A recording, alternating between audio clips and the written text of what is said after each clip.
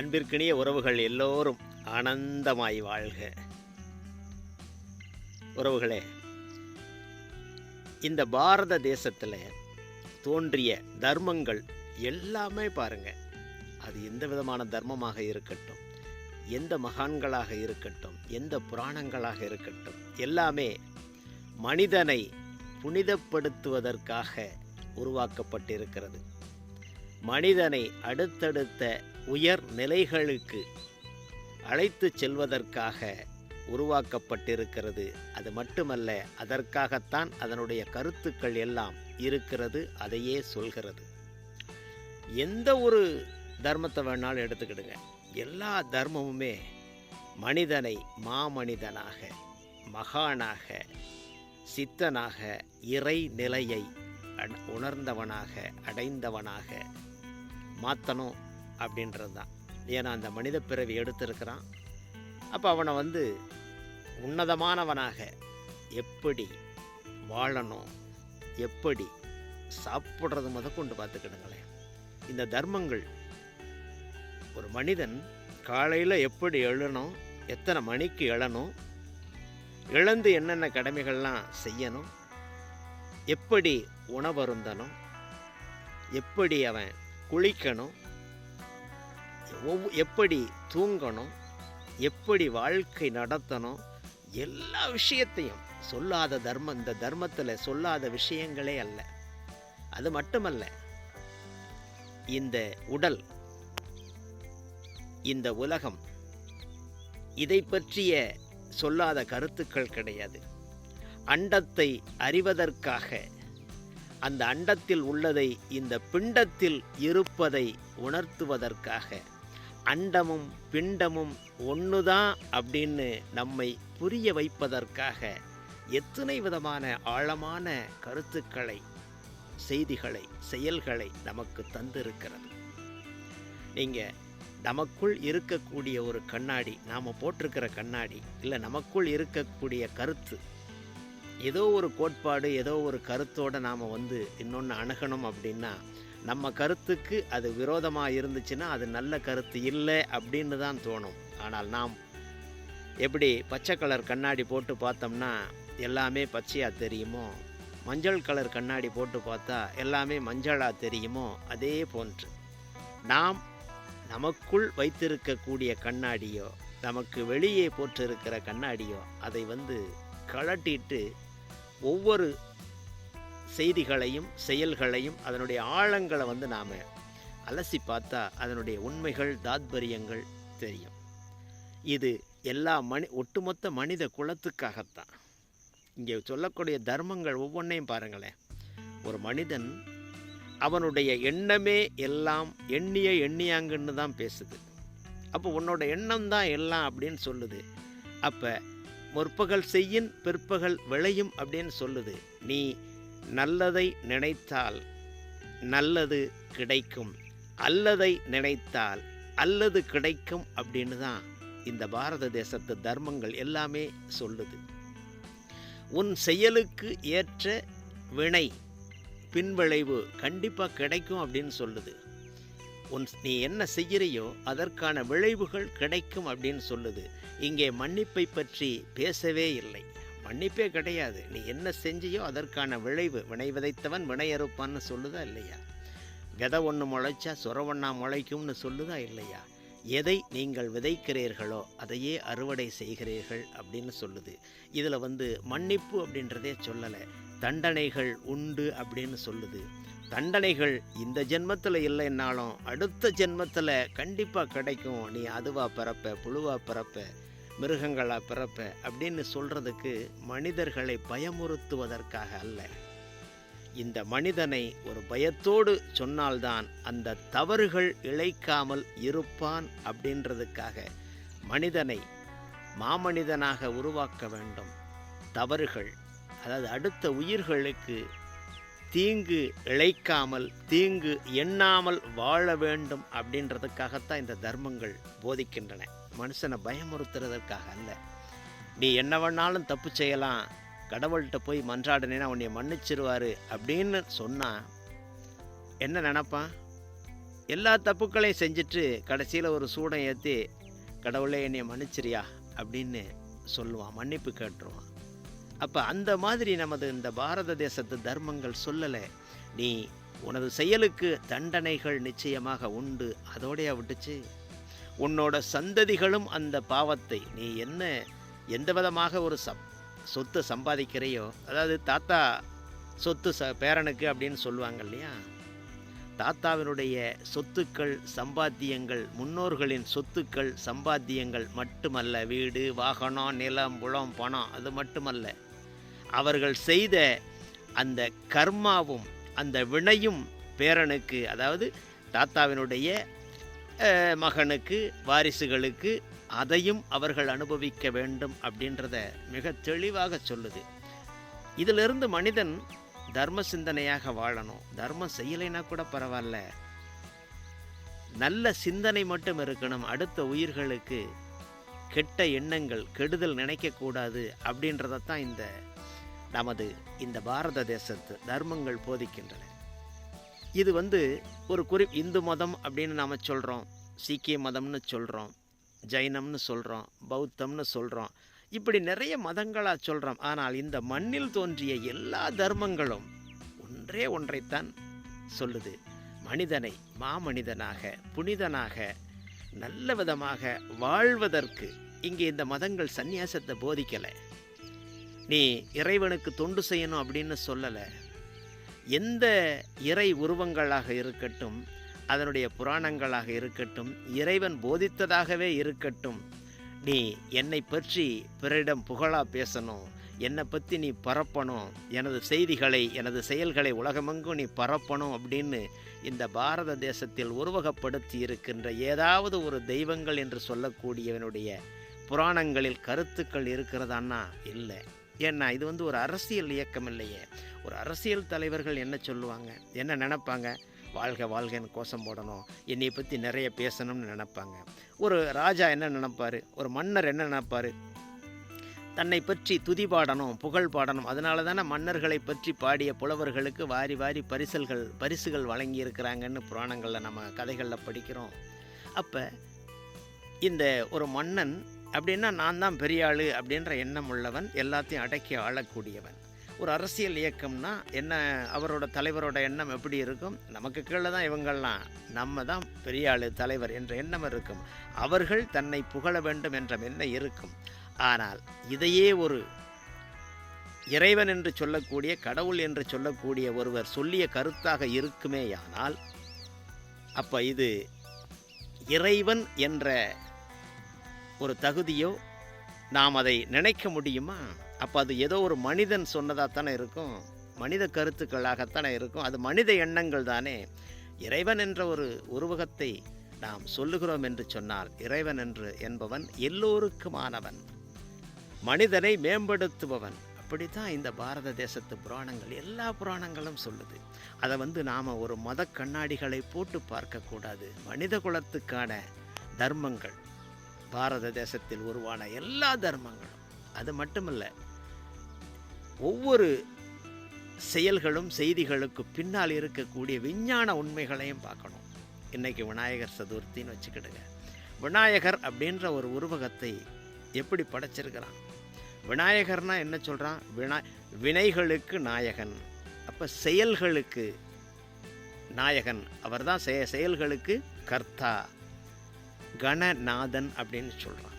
கணநாதன்னா கணம் என்று சொன்னால் இந்த நொடி பொழுது, இந்த நொடி இதுதான் கணம். அப்போ இதற்கு நாதன், ஒவ்வொரு நேரங்களுக்கு அவர்தான் நாயகன் அப்படின்னு சொல்கிறான். இப்படித்தானே விநாயகரை ஞானகாரகன் அப்படின்னு சொல்கிறான். ஞானம் என்று சொன்னால் அறிவுக்கு அவர்தான் காரகன் அப்படின்னு சொல்கிறான். நம்ம அது உண்மையா பொய்யா அதுக்குள்ளே போய் ஆராய்ச்சி பண்ண வேண்டாம். கடவுள் இருக்கா இல்லையா அதுக்குள்ளே நாம் அந்த இதுகளுக்குள்ளே விநாயகர்ன்றது உண்மையா அதுக்குள்ளே போக வேண்டாம்.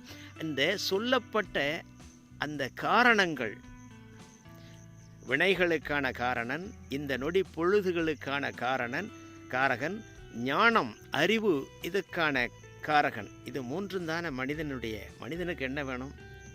இந்த பொழுதுகள் எல்லாம் நல்ல பொழுதுகளாக கழியணும்.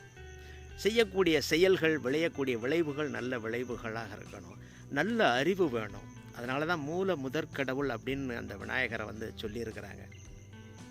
அப்போ இது எல்லாம் வேணும் அப்படின்னா இதை பெறுவதற்கு நீ கடினமாக முயற்சி செய்ய வேண்டியதில்லை. உன்னை உணர்ந்தால் லகுவான முயற்சிகளிலேயே நீ இதை பெற முடியும். நல்ல பொழுதுகளை பெற முடியும், நல்ல அறிவை பெற முடியும், நல்ல செயல்கள் நல்ல விளைவுகளை பெற முடியும் அப்படின்றத உணர்த்தும் விதமாக விநாயகர் அப்படின்னா நீ கொஞ்சம் போல் சாணம் எடுத்து, பசுமாட்டு சாணத்தை எடுத்து அதை வந்து அப்படியே ஒரு கூம்பு வடிவத்தில் பிடிச்சிட்டின்னா அதுதான் விநாயகர். ஒரு மஞ்சளை எடுத்து அப்படியே தண்ணியில் குழச்சி ஒரு கூம்பு வடிவத்தில் பிடிச்சிட்டின்னா விநாயகர். அப்போ இதிலேருந்து நாம் உணரக்கூடிய செய்தி எப்படி நம்ம முன்னோர்கள் இதை உணர்த்தி இருக்கிறாங்கன்னா, உனக்கான அறிவு தேடல், உனக்கான நல்ல நேரங்கள், உனக்கான நல்ல விளைவுகள் எல்லாமே இலகுவாக கிடைக்கும். சின்ன முயற்சியில் நீ ரொம்ப இதுக்காக கஷ்டப்பட வேண்டாம் அப்படின்றது தானே உணர்த்துது. அது மட்டுமல்ல, இப்போ மற்ற இதெல்லாம் என்ன சொல்கிறோம், ஒரு கடவுள் அப்படின்னு ஒரு இதுக்கு, ஒரு தெய்வத்துக்கு நைவேத்தியம்னு வச்சுக்கிடுங்களேன். தயிர் சாதம் வைக்கணும், புளியோதரை வைக்கணும், பொங்கல் வைக்கணும் அப்படின்னு சொல்கிறான். இதற்கெல்லாம் ஒரு பெரிய முயற்சிகள் செய்யணும், அதற்குன்னு ஒரு விலையும் இருக்குது. ஆனால் இந்த விநாயகர் அந்த அறிவுக்கும் நல்ல செயல்களுக்கும் நல்ல பொழுதுகளுக்கும் எதை சொல்லியிருக்கிறான்? ஒரு கொழுக்கட்டை வச்சா போதும். கொழுக்கட்டை, மோதகம். அப்போ கொழுக்கட்டை என்ன? ஒரு பச்சரிசி மாவை தண்ணியில் குழச்சி அப்படி ஆவியில் வேக வச்சா, இதற்கு எந்த விதமான பெரிய விஞ்ஞானம், எந்த டெக்னாலஜியும் தேவையில்லை, எந்த விதமான பொருள் செலவும் தேவையில்லை. ஒரு சின்ன முயற்சியில் அதை நம்ம வந்து விநாயகருக்கு படைக்க முடியும். இது எதை உணர்த்துகிறது? நீ ஒரு சிறு முயற்சியில் ஞானத்தை பெற முடியும், நல்ல பொழுதுகளை நீ பெற முடியும், நல்ல செயல்களை பெற முடியும் அப்படின்றத தான் உணர்த்துது. அது மட்டும் இல்லை, அவல் கடலை, அவலும் பொரிகடலைன்னு சொல்கிற அந்த கடலை, இதை வச்சா போதும் அப்படின்னு சொல்லுது. அப்போ அவலும் கடலையும் இலகுவாக எல்லோராலும் வாங்கக்கூடியது, எல்லோருக்கும் கிடைக்கக்கூடியது, எங்கும் கிடைக்கக்கூடியது இல்லையா? அப்போ எல்லோராலும் செய்ய முடியுது. அப்போ இந்த ஒட்டுமொத்தமாக எல்லாமே பார்த்துக்கிடுங்க. அடுத்து மாலை, நீ ரோஜாப்பூ மாலை போடணும், பெரிய அந்த பூ போடணும், இந்த மல்லிகைப்பூ போடணும், அதை வாங்கணும், இது எதுவுமே இல்லை. அருகம்புல் எங்கும், காடுகள் பூரா, மலைகள் பூரா, எல்லா இடங்களிலும் பரவி இருக்கக்கூடிய அருகம்புல். அந்த அருகம்புல்ல நீ வந்து மாலையாக போடலாம், இல்லை அது மேலே வந்து அந்த பிள்ளையார் மேலே ஒரு குத்தி வைக்கலாம் அப்படின்னு சொல்லியிருக்கிறான். அப்போ எங்கும் கிடைக்கக்கூடியது, அறிவு ஞானம் என்பது எங்கும் கிடைக்கக்கூடியது, எல்லாவற்றிலும் இருப்பது. அதை பெறுவது இலகுவானது, எளிதானது, சிறு முயற்சி அப்படின்றத உணர்த்தும் விதமாக இந்த செயல்பாடுகள், இந்த கருத்துக்கள் இதெல்லாம் இருக்கா இல்லையா? அப்போ இந்த விநாயகர் அப்படின்றது உண்மையா இல்லையான்றதுக்குள்ளே போக வேண்டாம். அதனுடைய தாத்பரியங்கள், அந்த கருத்துக்கள் எவ்வளவு எளிமையாக நமக்கு புரிய வச்சிருக்குது. இப்போ ஞானம் அப்படின்றது ஒரு பெரிய விஷயம் இல்லை, எல்லோராலும் பெற முடியும், எல்லோருக்கும் நல்ல நேரம் இருக்கிறது, எல்லோருக்கும் நல்ல விளைவுகள் இருக்கிறது, நல்ல செயல்கள் இருக்கிறது, நல்ல வினைகள் இருக்கிறது. இப்போ எளிமையாக எல்லோராலும் பெற முடியும் அப்படின்றத எவ்வளவு ஒரு அருமையாக உணர்த்தி இருக்கிறாங்க. அது மட்டுமல்ல, அந்த விநாயகர் என்ற தோற்றத்தின் கதைக்குள் எவ்வளவு பெரிய விஞ்ஞானத்தை ஒழிச்சு வச்சிருக்கிறான் பாருங்க நம்ம ஆட்கள். விநாயகரனுடைய அந்த உருவம், அந்த சிலை பாருங்க, மனித உடல், யானை தலை. இதை நீங்கள் ஒரு நிமிஷம் யோசித்து பாருங்கள். இது பல ஆயிரம் வருடங்களுக்கு முன்னால் உருவாக்கப்பட்ட ஒரு கதையாக கூட இருக்கட்டும், ஒரு கதை இல்லை கற்பனையாக கூட இருக்கட்டும், அந்த கற்பனை சொல்லக்கூடிய மிகப்பெரிய விஞ்ஞானம் என்ன? ஒரு உடலில் இன்னொரு உடலினுடைய பாகத்தை பொருத்த முடியும் அப்படின்றத நான் இன்னைக்கு கிட்னி டிரான்ஸ்பிளான்டேஷன் நடக்குதா இல்லையா? உடல் உறுப்புகள் மாற்றம் நடக்குதா இல்லையா? நிறைய இன்னைக்கு விஞ்ஞானம் அதை சாதிச்சிருக்கா இல்லையா? இதை அன்றைக்கே பல ஆயிரம் ஆண்டுகளுக்கு முன்பாக எப்படி கண்டுபிடிச்சா இந்த பாரத தேசத்தில் இருக்கக்கூடிய அந்த ஞானிகள், மகான்கள்? அதைத்தான் உணர்த்துது. ஒரு உடலோடு இன்னொரு தலையை பொருத்த முடியும், அதாவது உடலோடு இன்னொரு உயிருடைய உறுப்புகளையோ பொருத்த முடியும் அப்படின்றத அன்றைக்கே துல்லியமாக சொல்லியிருக்குதா இல்லையா? இன்னொரு காரணம் சொல்லுது விநாயகர் உருவாகத்திற்கு. பார்வதி தேவி தனது அழுக்குகளை உருண்டையாக திரட்டி பிடித்தது அப்படின்னு சொல்கிறோம். அதுவும் ஒரு விஞ்ஞான கருத்து தானே. இன்னைக்கு ஆணும் பெண்ணும் இணையாமலே குழந்தை பெற முடியும். ஆய்வகங்களில் அது சாத்தியமாகி இருக்கிறதா இல்லையா? நமது தோள்களில் இருக்கக்கூடிய திசுக்களை எடுத்து அது உயிராக உருவாக்க முடியும் என்பதை இன்றைய விஞ்ஞானம் சாதித்து காட்டியிருக்கிறதா இல்லையா? அதை தானே பார்வதி தேவி தனது தோள்களிலிருந்து வலித்து உருவத்தை உருவாக்கினாள் அப்படின்றது தானே விஞ்ஞானம் சொல்லுது, விநாயகரை சொல்லுது. அப்போ தோள்களிலிருந்து, தோல் திசுக்களிலிருந்து ஒரு உருவத்தை உருவாக்க முடியும், உயிரை உருவாக்க முடியும் அப்படின்றத பல லட்சம் ஆண்டுகளுக்கு முன்பாக இந்த பாரத தேசத்தில் உருவான ஞானிகளால் எப்படி உணர்ந்த முடியுது? அதை எப்படி இன்றளவும் நாம் கடைப்பிடிக்கிறோம் அப்படின்னா, உண்மையான அந்த தத்துவங்களை நாம் உணர்ந்திருக்கிறோமா இல்லையா தெரியாது. மீண்டும் சொல்கிறேன், மதச்சாயங்களோடு நாம் பார்த்தால் இதனுடைய தத்துவங்கள், தாத்பரியங்கள் தெரியாது. மனிதனை புனிதமாக்குவதற்காக மனிதனுக்குள் இருக்கக்கூடிய அறிவுகளை உசுப்பேத்தி அதை வெளிக்கொண்டு வந்து மாமனிதனாக உருவாக்குவதற்காக உருவாக்கப்பட்டது தான். கடவுள் உருவங்கள் எல்லாம் கற்பனையாக இருக்கலாம், ஆனால் அதற்குள் இருக்கக்கூடிய அந்த செய்திகளை நீங்கள் உற்று பார்த்தால் மிகப்பெரிய விஞ்ஞானம், அதீத கற்பனைகள் தானே இன்றைக்கு நாம் பயன்படுத்தக்கூடிய எல்லா விஞ்ஞான கருவிகளும். இந்த மொபைல் ஃபோனை கூட எடுத்துக்கிடுங்க. ஒரு 50 வருஷத்துக்கு முன்னாடி இப்படி ஒரு மொபைல் ஃபோனை வச்சு நாம் ஒருத்தன் பேசுனா இன்னொருத்தனுக்கு கேட்கும், ஒரு கம்பியோ வயரோ தேவையில்லை, எதுவுமே தேவையில்லை, இங்கே பேசுனா அங்கே கேட்கும் அப்படின்றத கற்பனையில் உணர முடிஞ்சதா? ஆனால் இதையும் அன்றைய புராணங்கள் சொல்லி இருக்கிறது. இதையும் நாம் நமது முன்னோர்கள் இந்த பாரத தேசத்தில் உருவான தர்மங்கள் போதித்திருக்கின்றன அப்படின்றதான் மிகப்பெரிய உண்மை. அதனால் இந்த பாரத தேசத்து தர்மங்கள் எல்லாமே அதனுடைய இன்னொரு பரிமாணத்தை அதை உள்ள புகுந்து நீங்கள் உணர்ந்து பார்த்தீங்கன்னா, ஒவ்வொரு கடவுள் அப்படின்னு சொல்லக்கூடிய உருவத்துக்குள்ளும் அந்த புராணங்களுக்குள்ளும் ஒரு கற்பனையாக இருந்தாலும் அதற்குள் ஆய்வு செய்து பார்த்தால் மிகப்பெரிய ஒரு விஞ்ஞானம் இருக்கிறது. அந்த வகையிலே விநாயகர் என்று சொல்லக்கூடிய அந்த உருவம் வினைகளுக்கு நாயகன், கணங்களுக்கு நாயகன், ஞானத்திற்கு காரகன், மூல விநாயகர். இது எல்லாம் தான், இந்த மூணும் தானே மூலம். அதனால தான் அதை தொழுது எல்லாத்தையும் தொடங்கு அப்படின்னு சொல்கிறான். அப்போ அறிவோடும் இந்த பொழுதை உணர்ந்தும் நல்ல செயலை செய் அப்படின்றதான் அந்த விநாயகரனுடைய தத்துவம். ஞானத்தோடு நல்ல பொழுதுகளை அறிந்து, அதாவது எந்த நேரத்தில் எதை செய்யணும்னு இருக்குல்ல, உணர்ந்து நல்ல செயலை செய். இதுதான் விநாயகரனுடைய தத்துவம். இது மனிதன் இந்த உலகத்தில் உள்ள எல்லா தேசத்தில் உள்ள மனிதர்களுக்கும் பொதுவானது தானே. அது இந்த பாரத மண்ணில் தோன்றிய கருத்து அப்படின்றதுனால, இந்த பாரத மண்ணில், அந்த மண்ணில் நாம் வாழ்கிறோம் அப்படின்றதுனால மிகப்பெரிய மகிழ்ச்சி. நாமளும் புண்ணியம் செஞ்சுருக்கிறோம். அதனால தான் இந்த தேசத்தில் நாம் பிறந்திருக்கிறோம், வாழ்ந்துக்கிட்டு இருக்கிறோம். எல்லோரும் ஆனந்தமாக வாழ்க. மீண்டும் சந்திப்போம்.